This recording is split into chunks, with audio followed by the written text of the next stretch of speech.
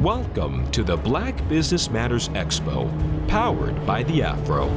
This portion of the program is brought to you by Comcast Rise, providing resources and tools to elevate your small business. Go to ComcastRise.com and keep rising. Now introducing your hosts, Impeccable and Dana Peck. What keeps you up at night? What inspires you? What have you been constantly thinking about starting, doing, adding, expanding, adding to your business that's going to take you to the next level? Welcome to Black Business Matters Expo. I'm your host, Kevin Impeccable Peck, as well as my co-host and beautiful wife, Dana Peck. Good afternoon, good morning, or good evening, depending on what part of the world you are. How are you today, sweetheart? Oh, I'm doing fantastic. I am just looking forward to this inspirational day. And you know what's really awesome about today is that this Black Business Matters Expo clearly aligns with the Afro mission, right? Afro was founded to inspire, encourage, and inform our community. And that's what we're doing today. Absolutely. 1892. 128 years. Who better? Everybody, let's put it together. 128 plus years is a long time. Thank you, Afro, for always being a trailblazer and always not being for sale, because nobody could ever tell our story correctly if we were for sale. So thank you. So we are in for a great day of, if you're about that business, it's going to be a fantastic day. But I'm going to go back to 1892, okay? This is a family business, okay? I'm fifth generation. My great-grandfather, John Murphy, who started it along with his beautiful wife, Martha, right? When he was 52. So that tells you, people, it's not a number. You're not too old to start a business. You're not too old to make a shift. But think about it. By the time he was 52, right? He was a veteran. He fought in the Civil War. Okay. He was a whitewasher because that was his father's trade, right? Whitewasher. Yes. Right. He was a janitor. He was a postal worker, and then he became a printer. That's a lot of jobs. I know some of y'all out there have had a lot of jobs. Well, he had a lot of kids. 11 children. 11 children. He had a big responsibility. Well, we have 6. We're a blended family. We're the Black Brady Bunch, the Bladys. But anyway, that's another story. The great thing about during this time in the pandemic, you probably, if your relationship wasn't squared home, your business is kind of going to suffer. Absolutely, because if you can't get powered up, gentlemen, and you can't get uplifted, ladies, at home, it is not going to be productive as you go into your day, and sometimes it's just to the computer. But we pivoted. I'm still thinking that what you said, 1892, what did John say to Martha back in the day? What was he thinking? Like, I've been a whitewasher, I worked at the post office. I'm doing this printing thing on the side now. I got an idea. Like I would say, really? Another idea? I got an idea. I think John might have been in Amway too. Was Amway around back then? I'm not sure. But anyway, it kind of went like that. He said he was in business with 2 preachers who put their printing business on an auction. They were probably better preachers than they were printers. He saw an opportunity. People, do you see opportunity today during this Black Business Matters Expo? If you do, hang around. You're going to see some great things. I wanted to go into the whole skit about Martha, late at night. Hey, baby, can I get, can I hold a little something? It's ours, but your dad has it, and he gave it to you. But I need like 200. Just 200 to buy a print press when less than 2% of African Americans could even read. He was going in a different direction. What direction and what problem are you solving? He was solving the problem of information that the community needed to do business, to do life, to really highlight. Right, and amplify the Black community, because before then no one knew that we got married, got promotions, had jobs or anything. Absolutely. So he definitely filled a void. So to the visionaries out there, sit back. It's going to be a great day. We have speakers. We have teachers. We have billionaires, millionaires, 100,000aires, thousandaires, $100, and futurenaires. We got some folks out there in all levels and walks of life. And if you can learn one thing from each one of the special guests that we have coming, and support the vendors. Go out in the mall. This is a new platform for us. We didn't want to Zoom. We know you Zoom, but we're streaming, okay? We wanted to do something different, so we went out there on a limb. with a partner, Easy Expo, who helped us put it together. It's their backbone, their baby child. But look, we're going to move into the day. We hope you move with us. I won't stand up because I'm looking. I think I'm looking. How am I looking? I'm going to let you. Yeah, okay.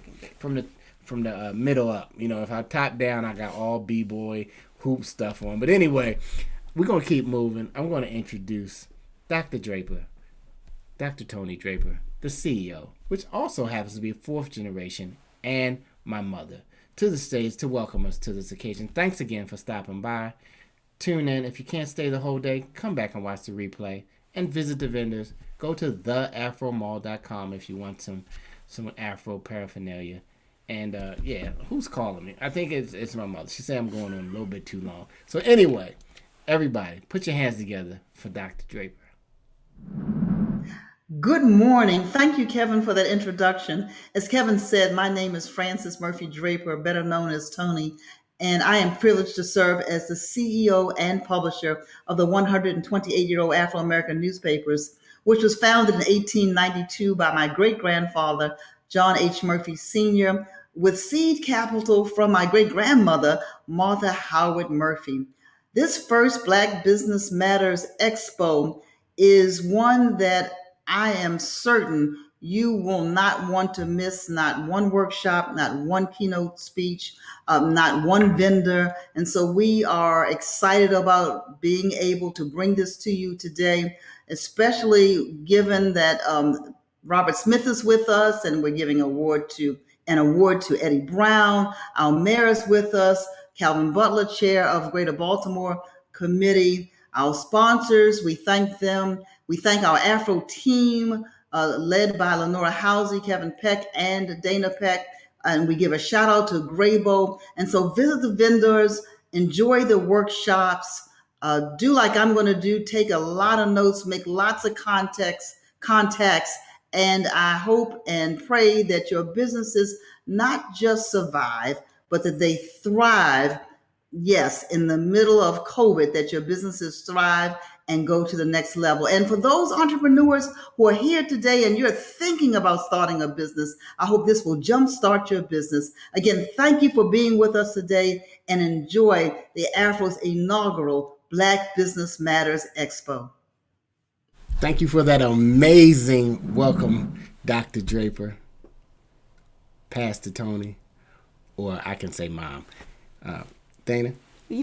Mrs. Draper is... Okay, we'll say Mrs. Draper. Mrs. Draper. Because we're professional today. Right. Okay, sorry. She's that kind of leader or boss that makes you want to do better.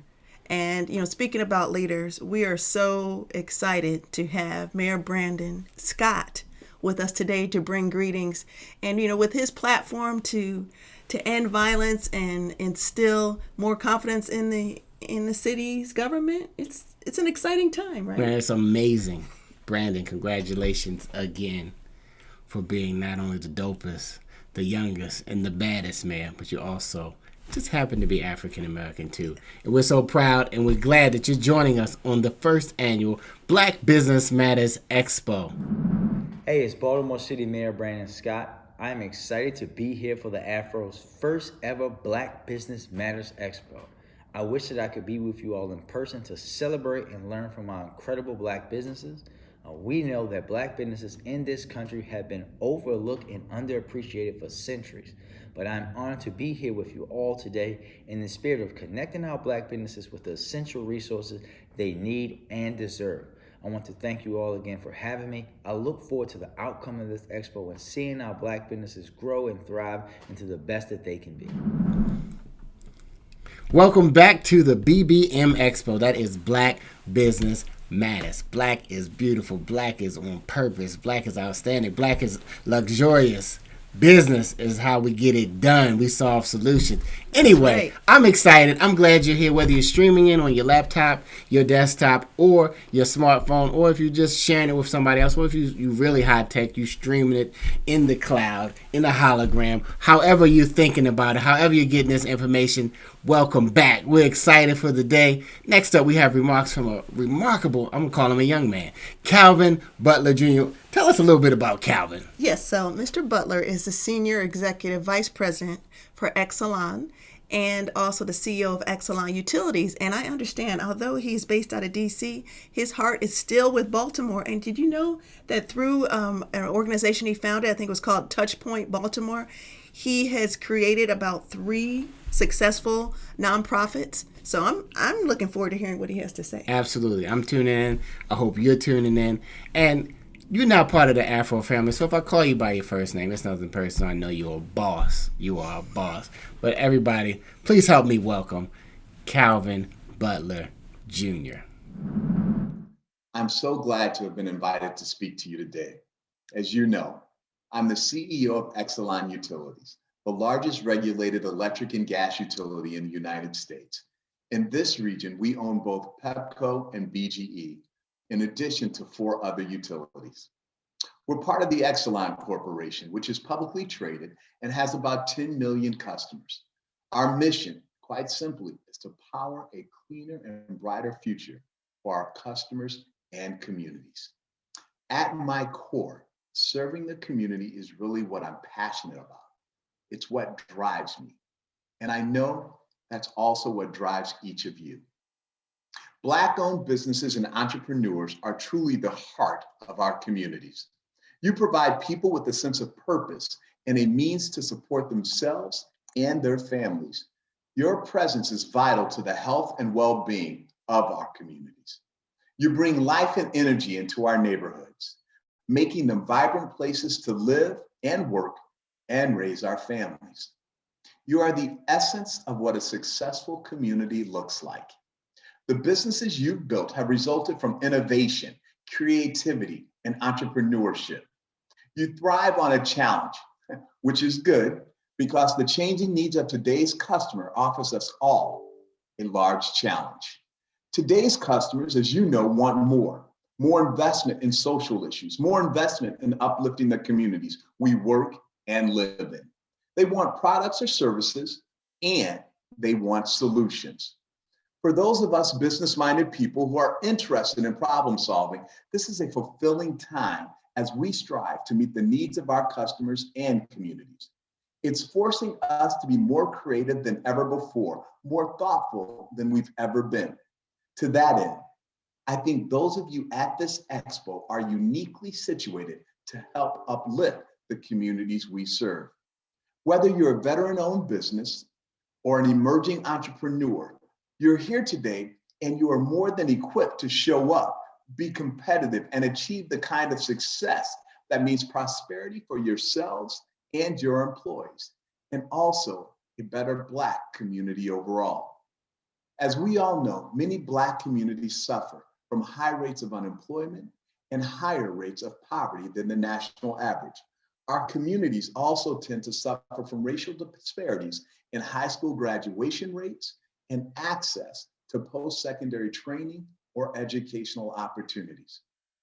This has a direct effect on the overall economic prosperity of our communities. And the COVID-19 pandemic hasn't helped matters. The National Bureau of Economic Research estimates that some 40%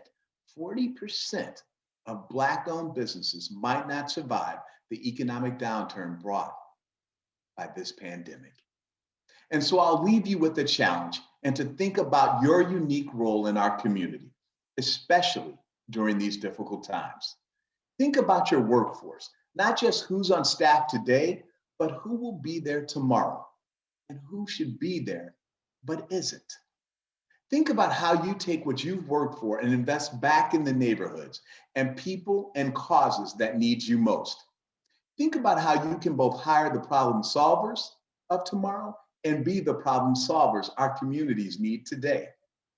It's one thing, ladies and gentlemen, to sell goods and services. It's even better when we can make a good living. But it's best when we can do all of the above while lifting up our communities and doing good. Thank you again for being here at the Black Business Matters Expo. Now let's get to work together. Welcome back Thank you very much, Calvin, for stopping by the Black Business Expo Matters first annual conference. You have now made history with us. Of course, you're going to be in the Afro's 128-year-old archives. This is definitely an Afro archive moment and a Black Business Matters Expo moment. Yes, and black business has mattered to the Afro since 1892. And earlier, Kevin and I were talking about some of the challenges that black business owners may face, and one of it was access to capital. And thanks to our keynote speaker, he addressed one of those issues with what, a $34 million gift to graduates of Morehouse College? Gift. Good God Almighty. Anyway, when you can just gift 34 million, that means that you have gone past and that you have exceeded not expectations set for yourself, but business expectations that you want to get to. When you do better, you can help more people. Man, one quote that stands out for me from Robert Smith, it says, "We only grasp the staggering potential of our time if we create on-ramps." Y'all know what that is. That empower all people to participate, right? All people to participate, regardless of the background, country, or origin, religious practice, gender, or color of skin. Right. Like he removed that barrier for all those graduates. They can now build on and ensure generational wealth. They no longer have the burden of those loans. That is incredible. That's incredible. Listen, I don't know how many of you guys think about it. We'll reach it, but we have a brother, Mr. Robert Smith, who was introduced to the Afro family through our cousin Blair Smith. I don't know if they're related any kind of way down through the generation, but we are related, Robert. You are part of the Afro family now. And thank you. See, this is what happens. Some people only do things for money, but then when you have money, you do things that matter, that you choose to do, that nobody can make your schedule. And he chose to join us, and not only join us, but be the keynote speaker. So I can't say much about a person because I haven't reached a billion yet. When I hit a billion, maybe we can talk some kind of language. But I'm listening to all the language that he has to say. Welcome to the Black Business Matters Expo. Everybody, put your digital hands in the air. Put your real hands in the air. And let's give a warm round of applause for Robert Smith. Good morning, good afternoon, good evening, depending on where you are in the world. Again, I'm Frances Tony Draper, publisher of The Afro, and I am so thrilled to have with us today Robert F. Smith. You all know him.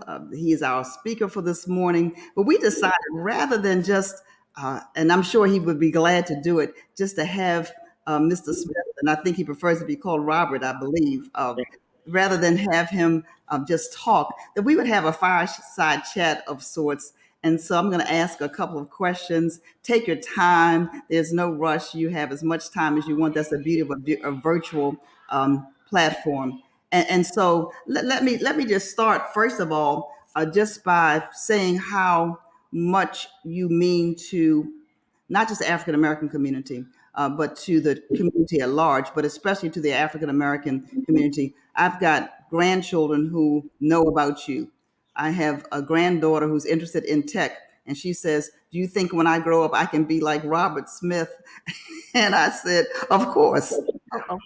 Of course you can, absolutely." And so she said, "What does it take to do that?" And so I said, "Well, I have an opportunity to speak with him for the Black Business Matters Expo, so I'm going to ask him that at some point during the conversation. What would you say?" Well, maybe we'll start that way. What would you say to a young person? She's 14 and very much interested in tech, but very much entrepreneurial. So what would you say to a young person who knows at this young age that that's something that they're really interested in?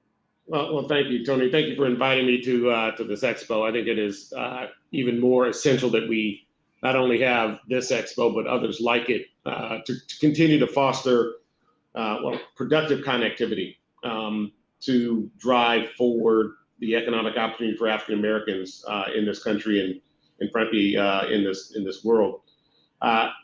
When I think about where we are, here we are, 2021.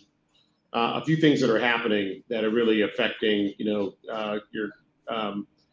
family members, all of our family members, and frankly our entire community. And we can start in some respects and I'll start at the macro around tech. It's really around a global digitization of the planet. It's been referred to as this fourth industrial revolution.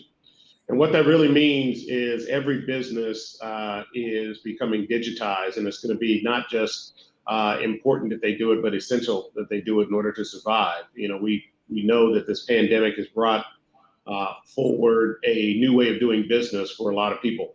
It's a way of business. Even this expo is virtual. It's not in person.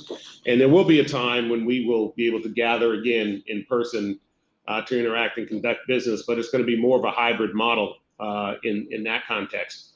But even more importantly, the pathways of connectivity, business connectivity are going to be digital going forward.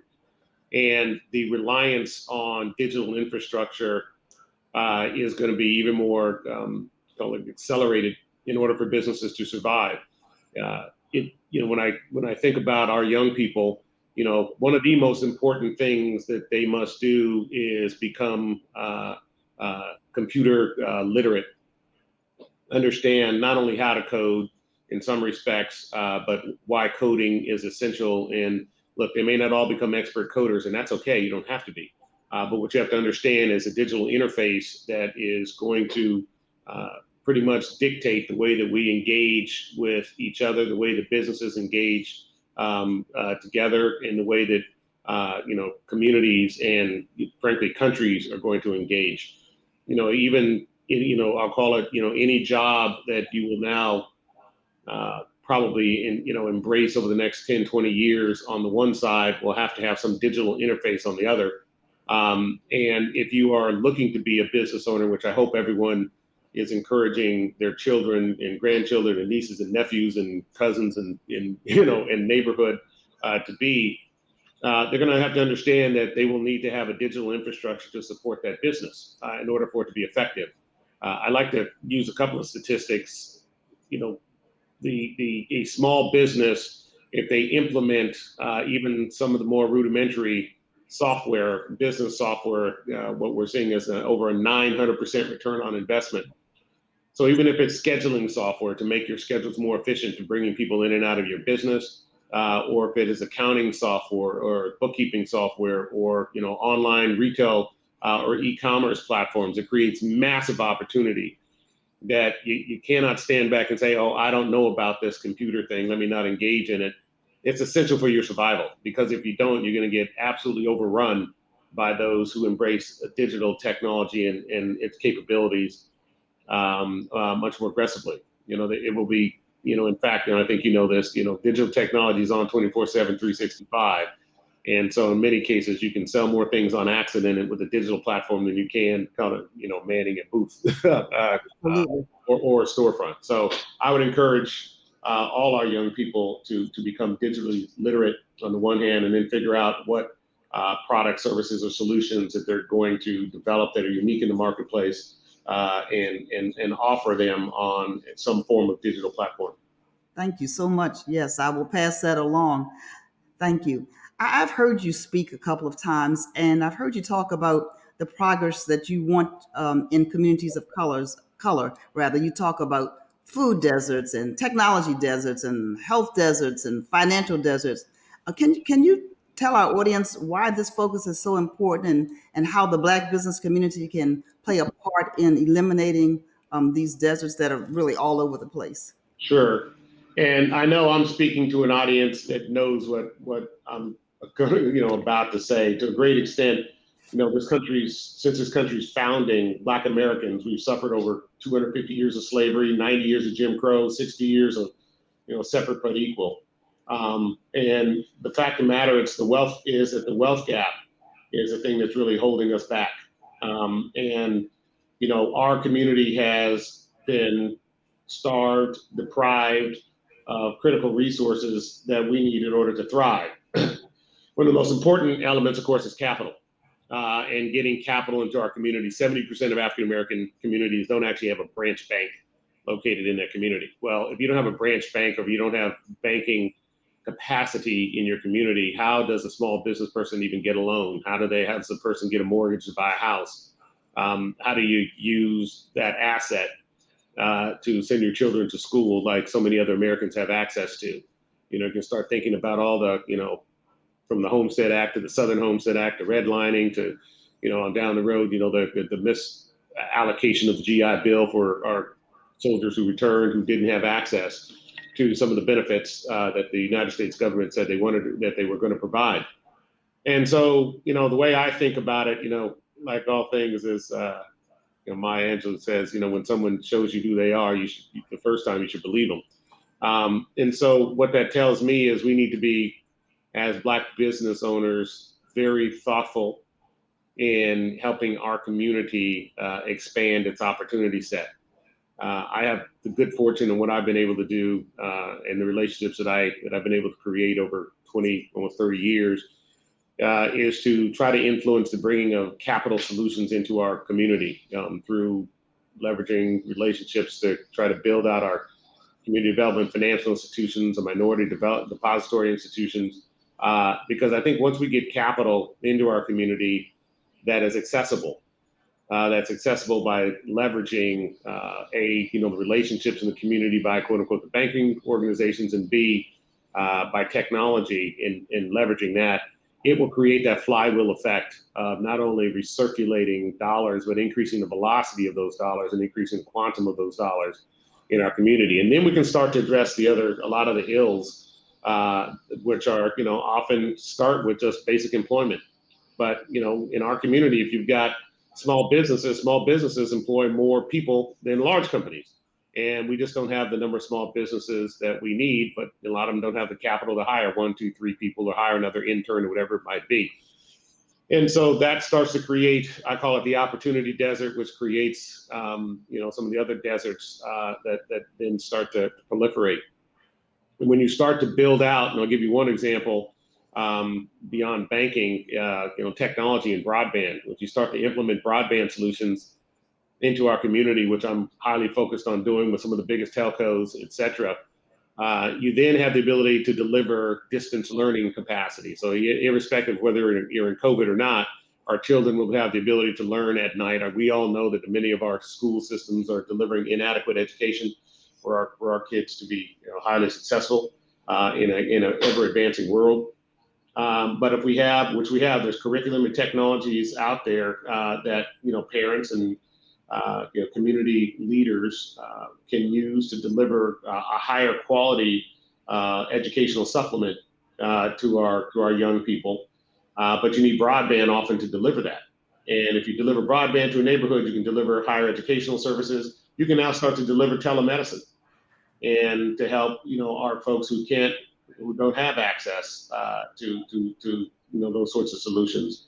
And you think about education, telemedicine, and you can now start to think about how do you deliver to our small to medium businesses higher forms of technology capabilities to run their businesses better, which in and of itself creates a whole set of jobs to support those companies and those small to medium businesses. And then ultimately we've got to address what I call the nutrition or food desert issue in a lot of our communities. But again, it requires investment, and I think part of what I've called for is I call it a 2% solution, where large companies need to devote 2% of their net income, or they can frankly issue these new bonds, equality, progress, sustainability bonds, and as low as interest rates are, they should be pretty cheap to issue, and really drive them specifically towards solving the problems in the African American community.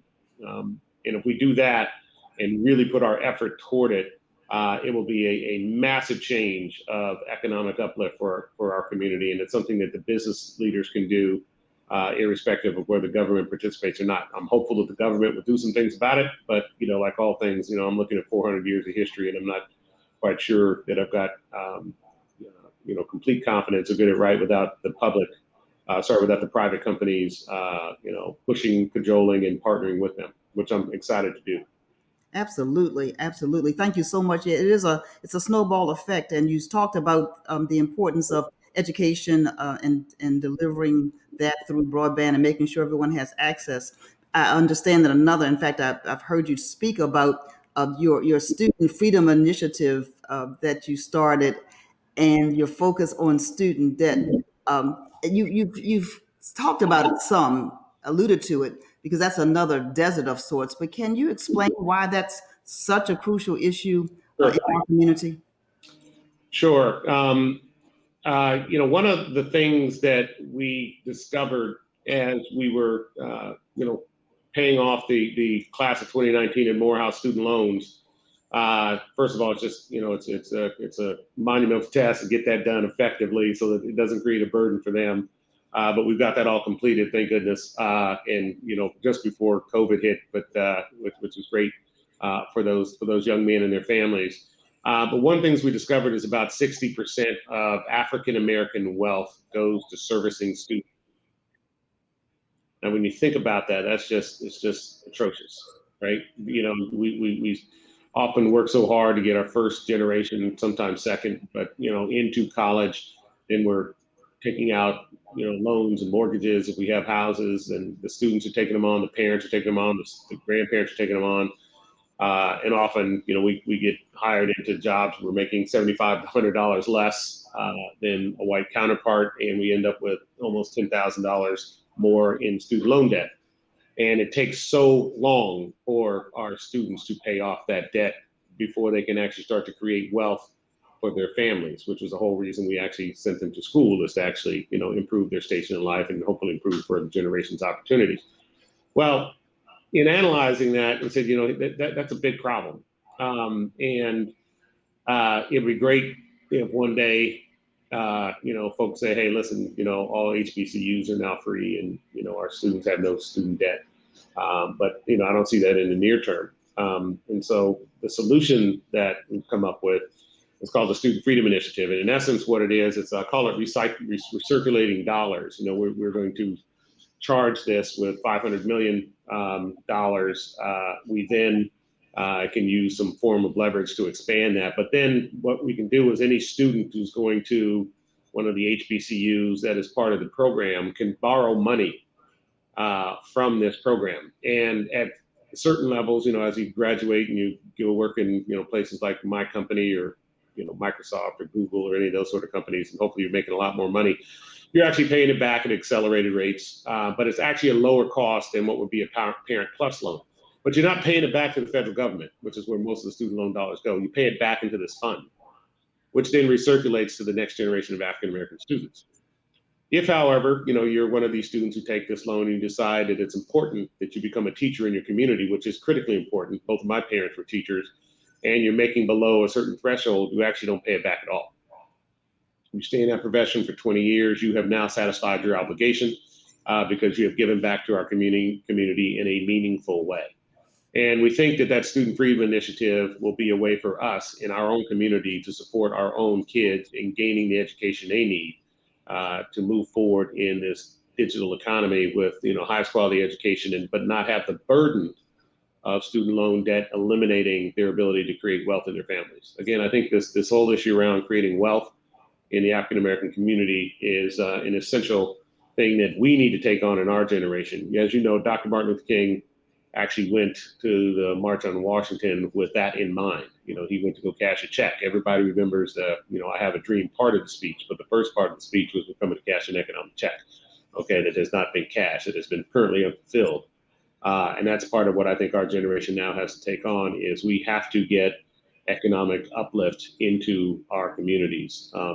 And listen, it's not just a economic imperative, it's a moral one that we need to focus on. And the fact is, if you, at the end of the day, eliminate the wealth disparity between African Americans and white Americans, it actually creates about a 6% growth in GDP, which in this age of a pandemic, entering into some uncertain economic times, the whole economy could, benefit from that $1.5 trillion of increase in GDP by African Americans actually, achieving more wealth parity in that context. Absolutely. Absolutely. I heard you say your mother took you to that march in Washington with Martin Luther King, and so did my mother. And so those are the kinds of things that, stick with us throughout the years. Let me shift gears just a little bit. At this Black Business Matters Expo, there are hundreds of people watching. And one of the things we're encouraging the participants to do is to network one with the other. It's not a traditional pass your business card. I think that's long gone anyway, but really to network virtually and to find out how we might support one another. What's the best piece of advice you got from a friend or mentor early in your career? And part B of that question is, what's one piece of advice you wish someone had given to you? Sure. I would say, I think the most important piece of advice I got early on was to become an expert in my craft. And I think, I started off my career as an engineer, and then I moved into investment banking. Now I'm in the world of investing in enterprise software, business software. And I've always taken very seriously to be the best at what I do. And I can knock wood in many instances, I have a chance to do that and express that in my day-to-day work. And I would always share that, be studied and learned about what it is that is the business that you are in and how it is that you can create a unique, sustainable advantage in the market that you participate in.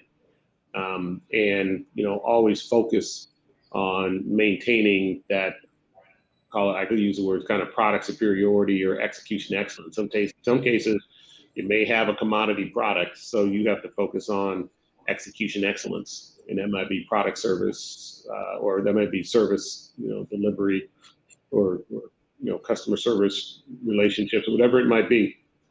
But whatever business you're in, you need to figure that out. In my business, it's one of superior product and execution excellence. So I focus on that every day and building what I think are a better model for doing that than anyone else in my current state.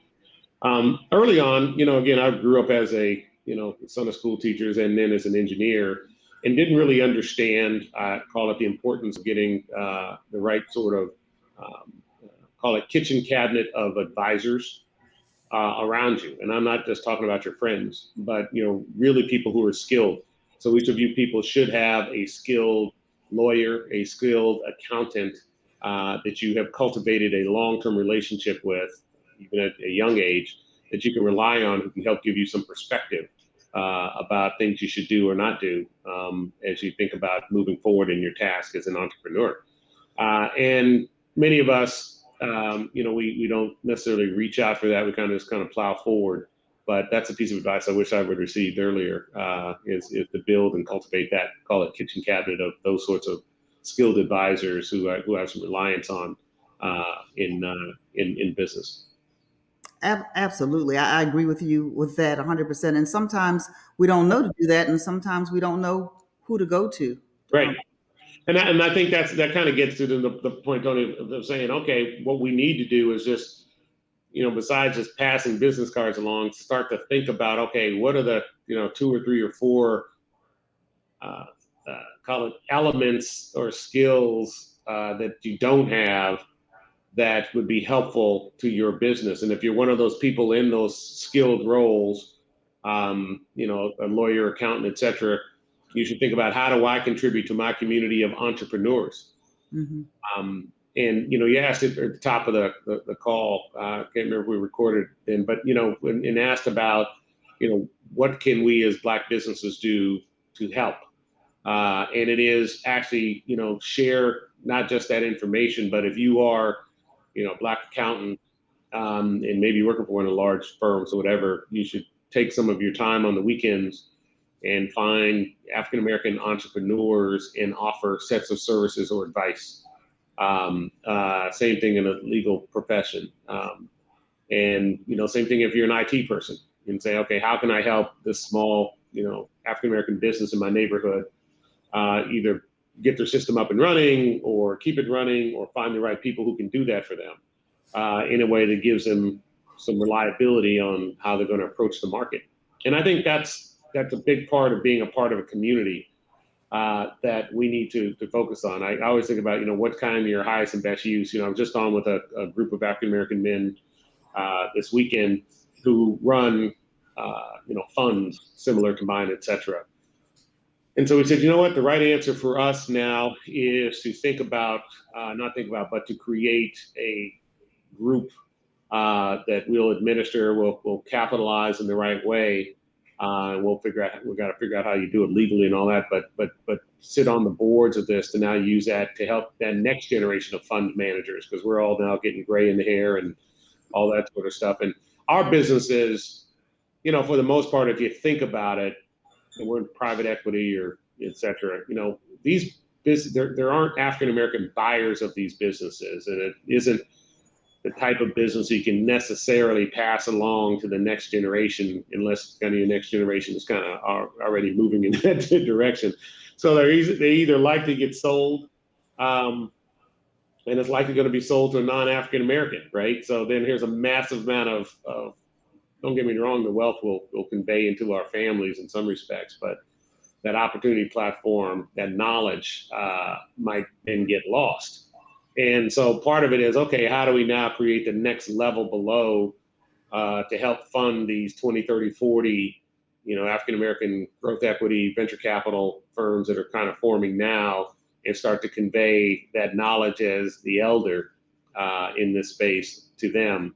And then they can think about how they deliver their products or services into our community, into our small to medium businesses. So that's one of the elements that we think about and are actively working on, and I anticipate we'll get that done because I know how we work in the next couple of months and be able to start making a difference. Okay, you might have this already, and if you do, I apologize for not knowing about it. But is there a Robert Smith U, like a university? Are some of these things already? Because I know you speak all over the world. And so I've been following a lot of what you're saying, and it's so key and so important. So is it already in a package somewhere that someone can access? I've got different parts in different places. I think I've got I think it's robertfsmith.com where you can go and see a bunch of things. But, in Vista, for instance, I've got a Vista University that we do some things. For instance, one of the things I'm focused on is also getting more African-American board members into private and public companies. And I just noticed, everyone says, oh, there's not a pipeline. It's okay. So if you think about an accountant, if trained properly, can be on the audit committee, right, of almost any company. So we've built out curriculum so that we can now bring in African-American. We're tapping into the big accounting firms and saying, give us all your managers, senior managers, principals, all that. And they can come through our training program on our platform, and then we can put them on our boards of our private companies, and then hopefully create a geyser of board-ready accountants who can be on audit committees. So, in my world, it's private equity and software. Okay, how many African Americans know those two areas? Very few, right? But we can find some, so we try to find all those. But again, do we end up with the same 12 people on all the boards as we've seen in the last generation?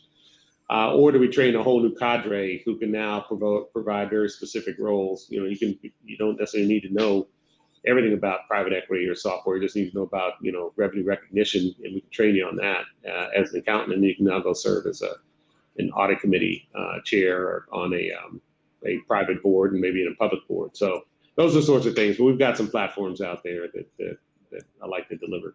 Well, good. I'm going to sign up for one of your. I'm not an accountant, but that certainly is a goal of mine, a public board. But let me ask you this. This is my last question. I think you've been alluding to this. What really excites you about the future?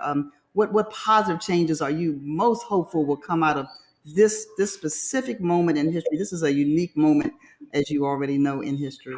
Yeah, the most important thing I think we can do is, frankly, drive capital into our community. You now have a lot of public company, executives, board members. You've got the private sector board members, and thinking about it. You've got the wealth sector of asset managers aware.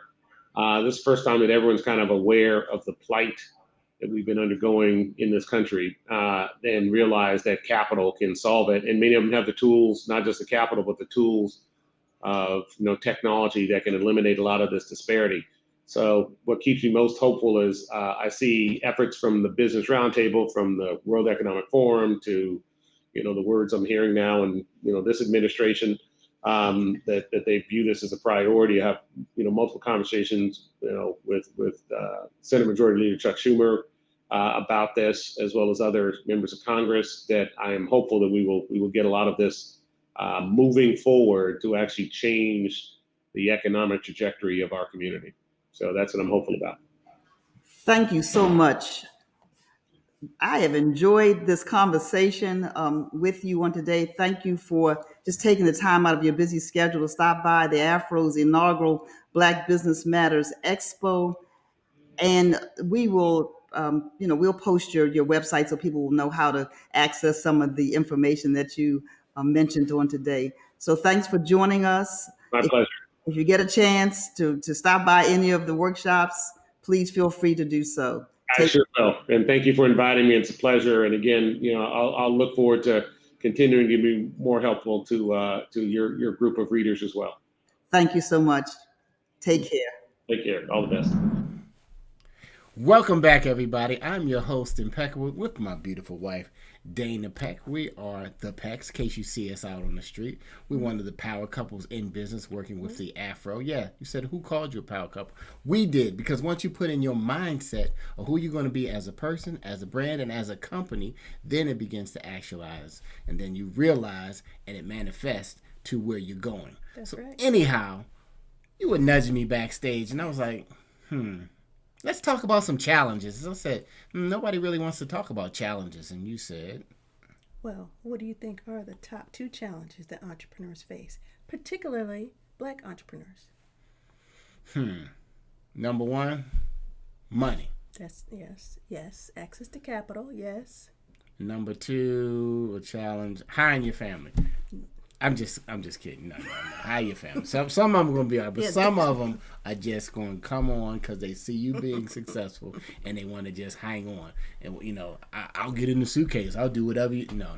You have to add value to the business. But what are, Right. let's talk about something. Okay, so the 2 challenges are having sufficient access to capital, and, we're going to hear some solutions about that today. And the second one is exposure to other entrepreneurs. Who are your mentors?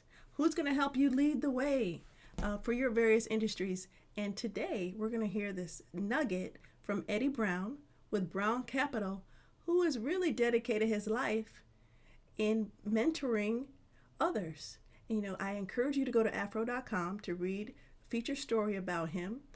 And he mentioned 3 things. He invested in himself, people invested in him, and then he and his wife invested in others. You heard it first. I can't wait to hear these nuggets. I mean, people have taken time off of their busy schedules, running their businesses, and giving back like somebody gave to them. They planted the seed. They watched it grow. They made their business grow, and then they don't even want credit. They just want to unanimously be a blessing to somebody else. And he decided to be a blessing to the Black Business Matters first ever expo virtually. Eddie Brown, Mr. Brown, thank you for your contributions and thank you for your nugget. The first thing I want to say is that entrepreneurship is a major engine for creating Black wealth, in my opinion. But before embarking on my journey as an entrepreneur, I studied a number of businesses, especially those that have failed. And when I looked at African-American owned businesses specifically, I found the major problem or reason was they forgot a basic principle. And that is that over a few years, income has to exceed expenses. Basic, but that's been a common problem. Let me give you kind of my Cliff Note versions of some important elements to increase the chances. There are no guarantees, but to increase the chances of being a successful entrepreneur. First of all, you should have a great idea. I did not say a good idea. I said a great idea. You should have the proper educational background to be able to pursue that great idea. In my case, even though I had a couple of engineering degrees, the capstone was the MBA. Very key to being a portfolio manager / analyst kind of in the investment world. So whatever that key degree is educationally, make sure you have that. The other, I would say, is experience in whatever it is, whatever that great idea is. And that experience preferably is on someone else's payroll. You should have, I would say, a willingness to be a risk taker. And I've always said, I'm certainly a risk taker, but I only take calculated risks. And when I looked at myself and I said, what's the worst case? What's the downside? The worst case is I'll have expended a lot of our net worth in pursuing this great idea as an entrepreneur, but I would not be broke. I had the college education all paid for our 2 young daughters. I was able to pay our mortgage and maintain our lifestyle over 3 to 5 years without an income. So those are basic principles. So you should have sufficient financial resources to do it. The last thing I would say is if you're married, as I am and was at the time, same woman, I would say that your spouse has to buy into this idea. You need that shoulder to cry on when you come home and things are just not working well. Someone who will be supportive and encouraging. If you do those things, I think you will increase your chances of being a successful entrepreneur. And I would say the more, the better. We need you. Good morning. We are so pleased this morning to make our inaugural Excellence in Business Award to a man who really needs no introduction. Mr. Eddie Brown is well known not just in Baltimore, but throughout this Mid-Atlantic region and actually throughout the United States. For many years since the founding of Brown Capital Management in July of 1983, he has been the driving force in his business, which has helped so many others reach their financial goals. But not only that, so often you'll find a business person who is just focused on their own bottom line. That is not the case with Eddie Brown. Eddie Brown and his wife Sylvia have been intentional about supporting others. They are great fans of the arts and of education. You may not know that he's also an avid jazz lover. Nonetheless, he is a man for all seasons, a hotel owner, an employer, and yes, our business person of the year. Ladies and gentlemen, won't you join me in saluting Mr. Eddie Brown? Mr. Brown, on behalf of the Afro-American newspapers, we are pleased to present this award to you on this 18th day of February in the year 2021. Congratulations. Well, I'm absolutely thrilled to accept this inaugural award. And there's just so many talented African-American business persons in the Baltimore region. And to be the first to receive this great award, I'm humbled and just extremely pleased. So thank you and the Afro very much. You're most welcome, well deserved. Let's enjoy the rest of the expo. Welcome back. If you just made it here, you just got a break from every other thing that you're streaming in your life. Welcome to the Black Business Matters Expo. We're glad you're here. We're glad you came. Take your shoes off. I was going to say take something else off, but most people don't stand up. Oh, we can't see you. We're not going to stand up either. We looking good. Well, my wife's looking good from head to toe. If you saw these sweatpants I had on under here, you would probably laugh. But it's more comfortable when you're sitting down, and nobody wants to be in tight pants all day. But anyway, those first sessions were amazing. Amazing. Thank you very much for pouring in to not only the Afro-American newspaper, not only to the Afro-American newspaper family, but to everybody who pushed their way forward to do something for the business. The sessions are starting. We're going to push you to the accelerating or to the emerging. And if you signed up for the emerging and you really want to be an accelerating, go to both. All right? They're going to be there. Go to both. Well, how long are they going to be there? Well, man, I hate to tell you this, but this is not your usual conference. We're in a new world. We're going to at least keep this information evergreen for at least 30 days. because there's going to be something in here for everyone. That's right. Even if you think you're seasoned, even if you think you know it all. And if you think you know it all and you're seasoned, you're going to lose in business and in life. I hope that you want to keep growing and learning. We talked about challenges earlier before we let you go. Dana? Yes. We're going to make it quick because anyway. Nobody wants to hear about challenges. But let's hear about it. But despite the challenges, we said about access to capital and access to others to help you grow. What other way to address these challenges than to go through these workshops, right? I'm going to be doing it. I'm getting something to eat too, though. All right, listen, it's nothing worse than trying to learn something or listen to somebody when you got a food headache. But look at the other side. Imagine what would happen. I'm looking. Imagine what would happen if we had equitable access to resources. What kind of business it could be? I can't wait. I'll be in the sessions. I hope you're there. The information is there. Visit our vendors, everybody. Yes. They are there. These are interactive booths, too. So in between the sessions or later on or at your go, some will be manned live, some will be manned by avatars, some will be information that you can use, and then some will be some beautiful products that you can put into play. Some will have special promotions, too, just for you. Special? Yes. Okay. Anyway, we'll see you soon.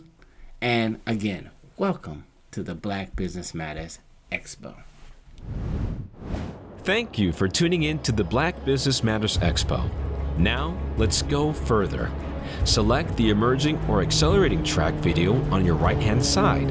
When you get there, push the red play button to join the session. Remember to use the theater or full-screen view for the best experience. And we'll see you back here on the main stage this afternoon. We hope you continue to learn and enjoy.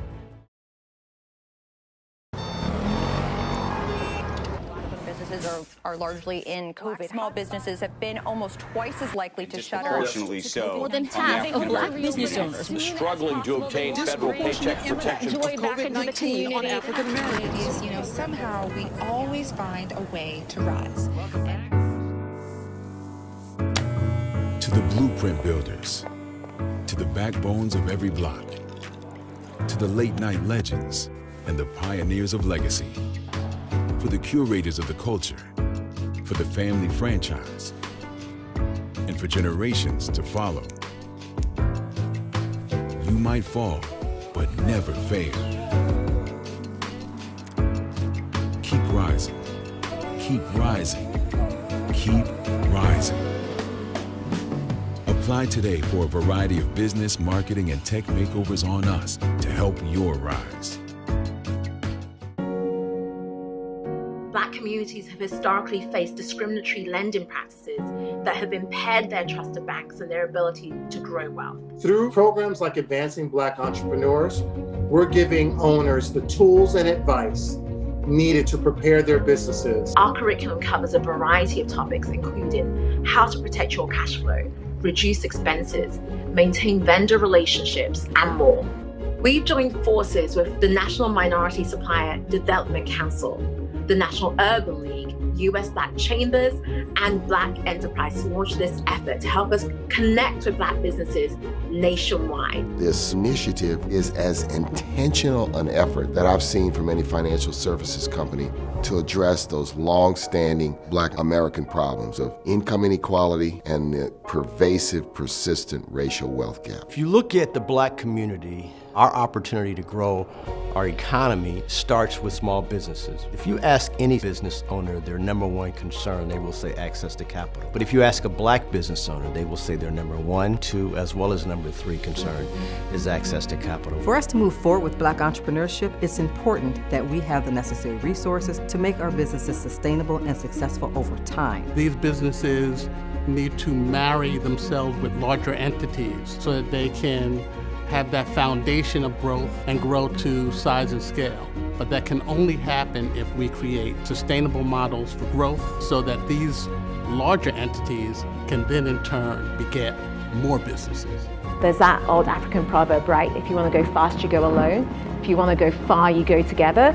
We know that we can only do that with community partnerships. We are excited that Chase has stepped in the game. They've made a huge commitment to our communities, our businesses, as well as the organizations that are partnering with them. Most importantly, I say it's a win for Black businesses across the country.